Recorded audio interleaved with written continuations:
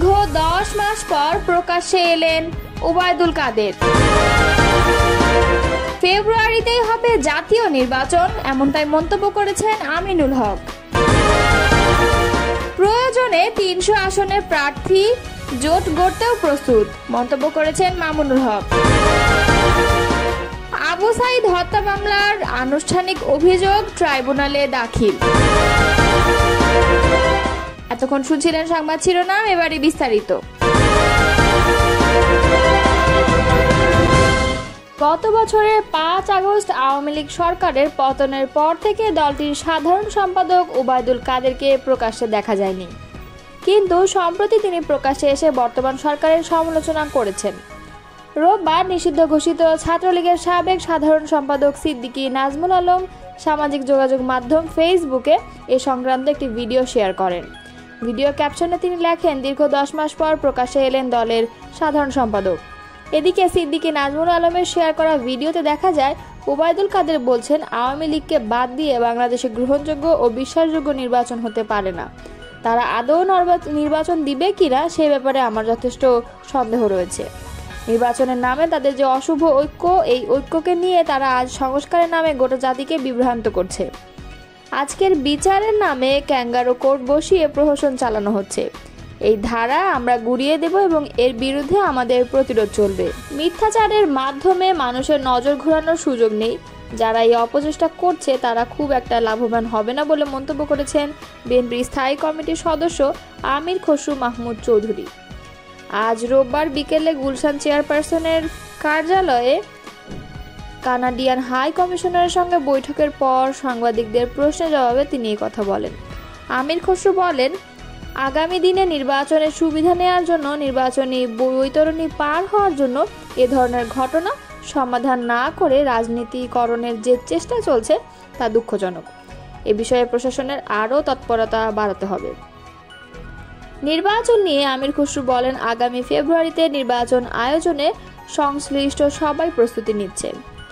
নির্বাচন হবে না এমন কোনো আলামত নেই, দ্বিমত থাকবেই, তবে সবকিছু এই নিয়েই এগিয়ে যেতে হবে আমাদের। অন্তর্বর্তী সরকারের কিছু উপদেষ্টা বিদেশি শক্তি ও পতিত আওয়ামী স্বৈরাচারের দোসরদের সহযোগিতায় আগামী ফেব্রুয়ারির নির্বাচন পেছানোর ষড়যন্ত্রে এখনও লিপ্ত রয়েছেন বলে অভিযোগ করেছেন বিএনপির কেন্দ্রীয় ক্রীড়া বিষয়ক সম্পাদক ও ঢাকা মহানগর উত্তরের আহ্বায়ক আমিনুল হক। রোববার পল্লবী থানা ও রূপনগর থানা বিএনপির উদ্যোগে আয়োজিত সদস্য ফোরাম বিতরণ ও নবায়ন কর্মসূচির দুটি পৃথক অনুষ্ঠানে প্রধান অতিথি বক্তব্যে তিনি এ অভিযোগ করেন। আমিনুল হক বলেন, নির্বাচন নিয়ে যত ষড়যন্ত্রই হোক না কেন, ইনশাআল্লাহ আগামী ফেব্রুয়ারিতেই অবাধ, সুষ্ঠু ও অংশগ্রহণমূলক জাতীয় নির্বাচন অনুষ্ঠিত হবে।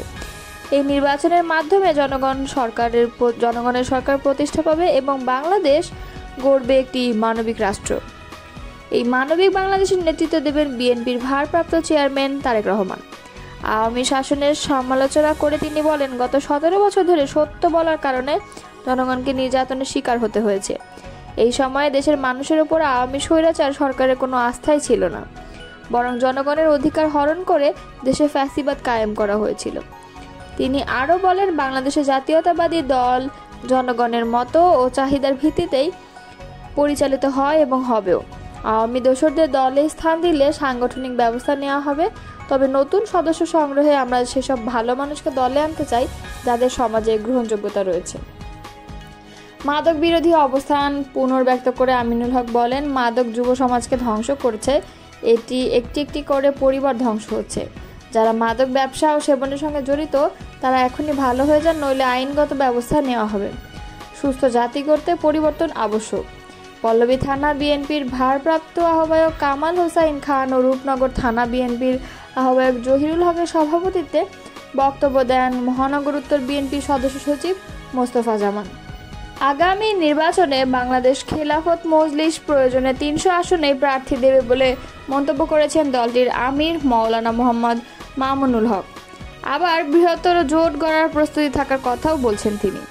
রোববার দুপুরে কাকরাইলের ডিপ্লোমা ইঞ্জিনিয়ার্স ইনস্টিটিউট মিলনায়তনে এক সংবাদ সম্মেলনে মামুনুল বলেন, বাংলাদেশ খেলাফত মজলিস ইসলাম ও দেশের স্বার্থকে অগ্রাধিকার দিয়ে নির্বাচনী পদক্ষেপ গ্রহণ করবে। প্রয়োজনে 300 আসনে রিকশা প্রতীকে নির্বাচন করবে। আবার যদি বৃহত্তর জোট বা নির্বাচনী সমঝোতার মাধ্যমে ইসলাম ও দেশের স্বার্থ রক্ষা হয়, সেদিকেও দল পদক্ষেপ নিতে প্রস্তুত। মামুনুল বলেন, বর্তমান সরকারের কাছে আমাদের দাবি হলো নির্বাচনী কাঠামোর যেসব বিষয় এখনও অমীমাংসিত তা দ্রুত জাতির সামনে স্পষ্ট করতে হবে। সংসদের দ্বিকক্ষীয় কাঠামোর বিষয়ে ঐক্যমত্য থাকলেও উচ্চকক্ষ ও নিম্নকক্ষ কিভাবে গঠিত হবে সে বিষয়ে এখনই সিদ্ধান্ত প্রয়োজন। আনুপাতিক হারে ভোটের বিষয়ে খেলাফত মজলিসের অবস্থান তুলে ধরে মাওলানা মামুনুল হক বললেন, আমরা আংশিক পিআর সিস্টেম চাই। বর্তমান ব্যবস্থায় সংখ্যাগরিষ্ঠের মতামতের প্রকৃত প্রতিফলন ঘটে না, তাই ন্যায্য ও অন্তর্ভুক্তিমূলক প্রতিনিধি নির্বাচনে আংশিক পিআর সিস্টেম নিম্নকক্ষে ও পূর্ণ পিআর সিস্টেম উচ্চকক্ষে চালু করা প্রয়োজন। বাংলাদেশ খেলাফত মজলিস বিশ্বাস করে দেশের স্বার্থে একটি শক্তিশালী ও গঠনমূলক বিরোধী দল থাকা প্রয়োজন। বিরোধী দলকে নিশ্চিহ্ন করার রাজনীতি বাংলাদেশে চলবে না। স্থানীয় সরকার নির্বাচন রাজনৈতিক দলগুলোর ঐক্যমতের ভিত্তিতেই হতে হবে বলে মন্তব্য করেন তিনি। সংবাদ সম্মেলনে অন্যদের মধ্যে দলের মহাসচিব মাওলানা জালাল উদ্দিন আহমদ, অভিভাবক পরিষদের সদস্য মাওলানা আকরাম আলী, সিনিয়র নায়েবে আমির মাওলানা মহিউদ্দিন রব্বানী, মাওলানা শাহিনুর পাশা চৌধুরী ও যুগ্ম মহাসচিব মাওলানা আতাউল্লাহ আমিন উপস্থিত ছিলেন। জুলাই গণঅভ্যুত্থানে প্রথম শহীদ আবু সাঈদ হত্যা মামলার আনুষ্ঠানিক অভিযোগ দাখিল করেছে প্রসিকিউশন। সেখানে রোকেয়া বিশ্ববিদ্যালয়ের সাবেক প্রক্টর সহ 30 জনকে আসামি করা হয়েছে। সোমবার ট্রাইব্যুনাল 2 এই অভিযোগ দাখিল করা হয়। এর আগে আবু সাঈদ হত্যার বিচার চেয়ে তার পরিবার গত 13 জানুয়ারি আন্তর্জাতিক অপরাধ ট্রাইব্যুনালে আনুষ্ঠানিক অভিযোগ দেয়। সেই মামলার তদন্ত শেষ করেছে তদন্ত সংস্থার প্রতিবেদন হাতে পায় প্রসিকিউশন। হত্যাকাণ্ডে মিলেছে 30 জনের সম্পৃক্ততা। তাদের মধ্যে পুলিশ ছাড়াও বিশ্ববিদ্যালয় প্রশাসন ও ছাত্রলীগ নেতৃবৃন্দের নাম রয়েছে। আবু সাঈদ হত্যা মামলাটি আন্তর্জাতিক অপরাধ ট্রাইব্যুনালের প্রথম মামলা। এই মামলায় কারাগারে থাকা 4 আসামি হলেন পুলিশ কর্মকর্তা আমির হোসেন, কনস্টেবল সুজন চন্দ্র, বেরবির সাবেক প্রক্টর শরীফুল ইসলাম এবং বিশ্ববিদ্যালয় শাখা ছাত্রলীগের সাধারণ সম্পাদক ইমরান চৌধুরী।